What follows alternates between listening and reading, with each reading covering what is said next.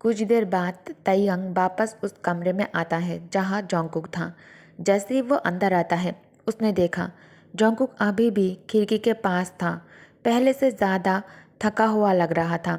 कमरा धीरे धीरे अंधेरा हो गया था। सूरज ढलने लगा था और आग भी अभी तक नहीं जलाई गई थी।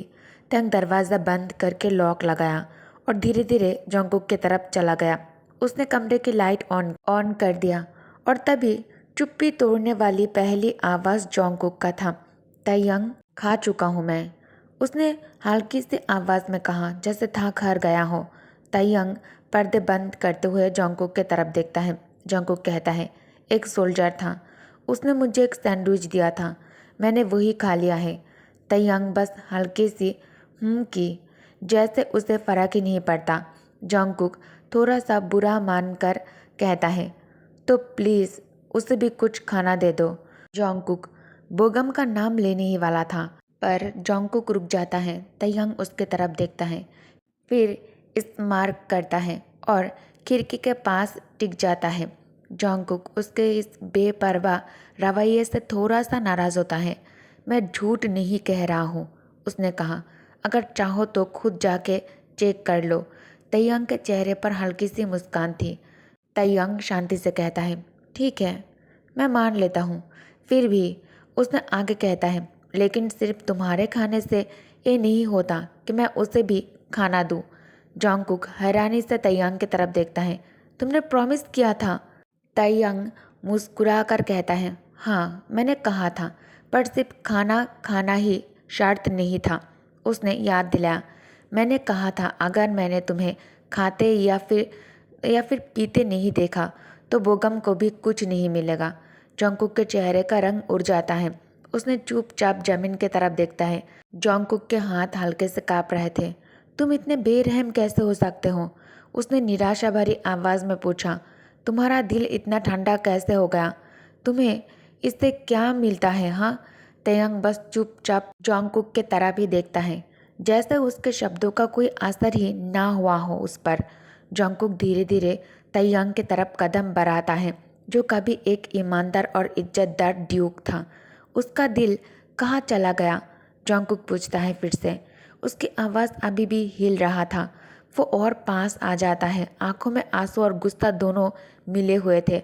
देखो अपने आप को, अपनी प्राइड, अपना एम्पायर, सब कुछ छोड़ दिया तुमने, उसने कहा, और अब अपनी नई शादीशुदा जिंदगी को भी पीछे छोड़कर बैटल फील्ड में हीरो बनने जा रहे हो तुम।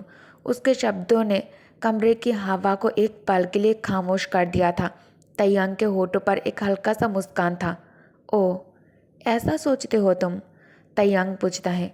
उसकी आवाज़ में एक अजीब सी शांति थी। उसने अपनी टोपी उतार कर टेबल पर रख दी।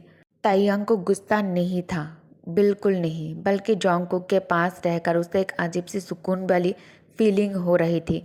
जोंगकुक उसे देखा जैसे वो पागल हो, शायद था भी।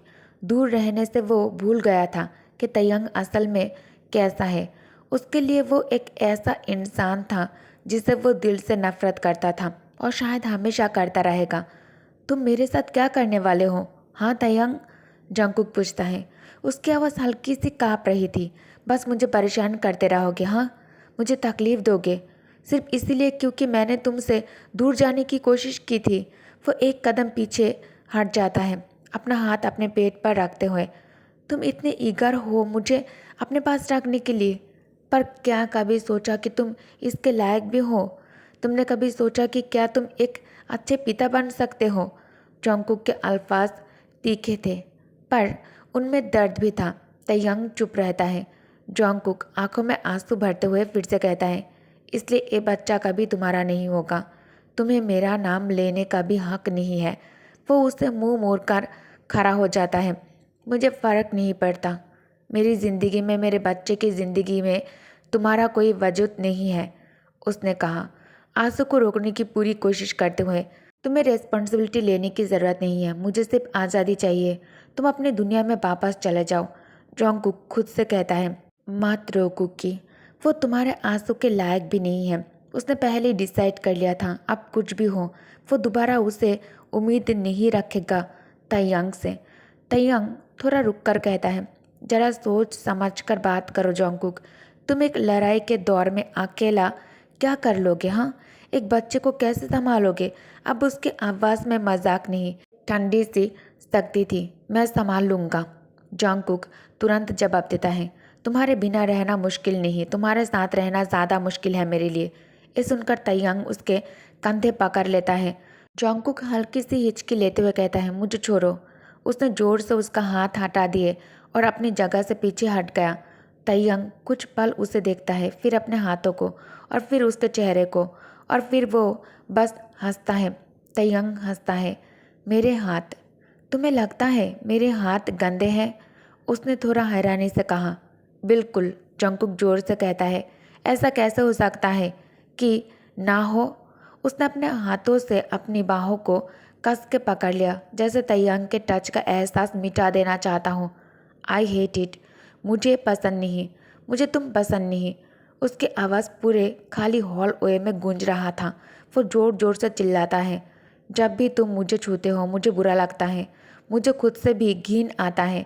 उसकी सांस तेज था। अब तो अब तो तुम्हें मेरा जवाब मिल गया है ना? उसने थके हुए अंदाज में कहा। बोगम, पार्क बोगम, किसी ने आवाज़ लगाई। जब से उसे मेजर के पास थे उठाकर लाए थे, उसे एक पुराने बेसमेंट के कमरे में बंद कर दिया गया था। ठंडा पत्थर उसके पीछे था और वो नीचे देख रहा था, बस अपने जूते की तरफ। मगर उसके दिमाग में और ही कहानी चल रहा था। अचानक उसने आवाज़ सुना, अटर्नी एजेंट बोगम।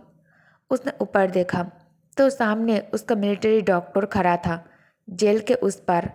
बोगम, डॉक्टर ने धीरे से कहा। बोगम खड़ा होने की कोशिश करता है, लेकिन उसके पैर सूख चुके थे।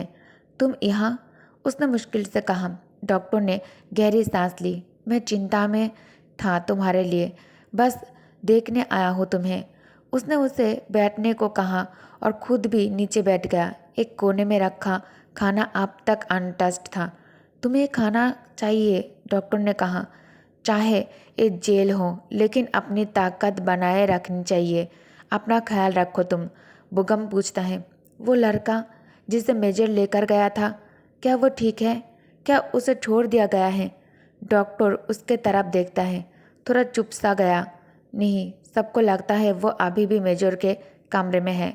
उसने उसे लॉक करके रखा है, बाहर से ताला लगा हुआ है ताकि वो भाग ना सके। बोगम ने सुना तो उसके चेहरे पर एक करवा सा स्माइल आ जाता है। वो लड़का कोई खिलौना नहीं है, वो इंसान है, और वो उसके साथ ऐसा बर्ताव करता है जैसे उसकी मर्जी का कोई टॉय हो।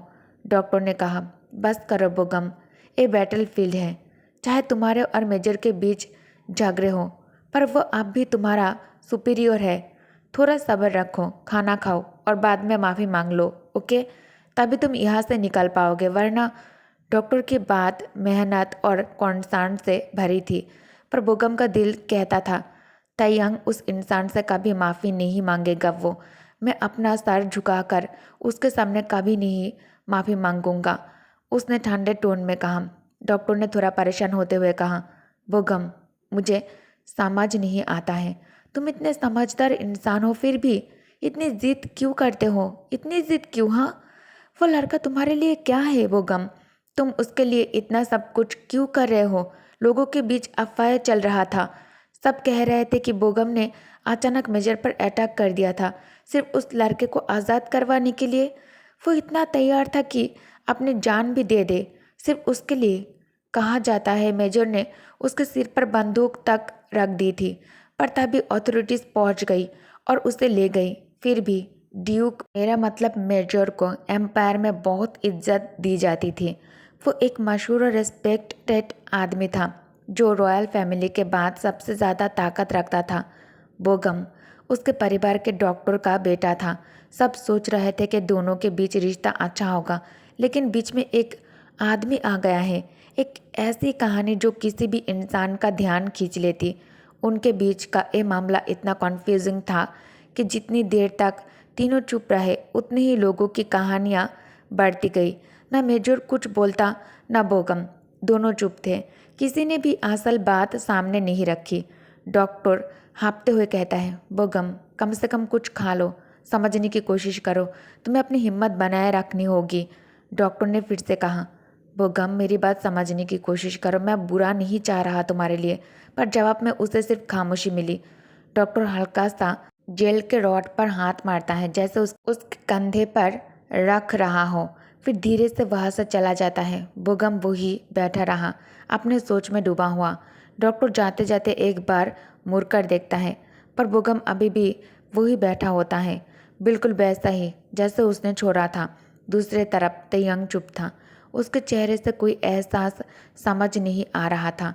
चाहे जोंगकुक उसके सामने बार बार गुस्सा कर रहा था, उसे इंसल्ट कर रहा था। जैसे ही जोंगकुक अपने बात खत्म करता है, तंग एकदम उसके तरफ बढ़ता है। एक कदम, फिर और एक कदम, फिर एकदम से उसके सामने आ जाता है। जोंगकुक के हाथ उसके पैंट पर कस जाता है। वो कस कर अपने पैंट को पकड़ लेता है दोनों हाथों से, लेकिन इस बार वो पीछे नहीं हटता। वो अब डर कर जीना नहीं चाहता था। उसके दिमाग में आयु का चेहरा फ्लैश हुआ। वो कोशिश करता है सब सब भूल जाने की, पर यादें फिर से लौट आते हैं उसके दिमाग में। वो साफ याद कर सकता था वो दर्द और शर्म जो उसने महसूस किया था वहाँ, जब सब कुछ उसके सामने आया था, जब उसे पता चला कि उसके पीछे क्या हो रहा था। उसे खुद पर घिन सी महसूस हो रहा था, और सबसे ज़्यादा दुख इस बात का था कि वो किसी भी इल्ज़ाम को झुठला नहीं सकता था। उसे लगता था कि सब कुछ भूल गया है, लेकिन वो गलत था। उसने जाना था जब उस शादी से चला गया था, उस शादी से वो दूर चला गया था, तब दोनों की शादी होने वाला था। और अब तक तो वो दोनों शादी कर चुके होंगे। शादी बस लेट स्प्रिंग या फिर अर्ली समर के आसपास होने वाली थी। ओके गाइस, तो इस पार्ट को मैं यही एंड करती हूँ। Thank you for watching, bye bye.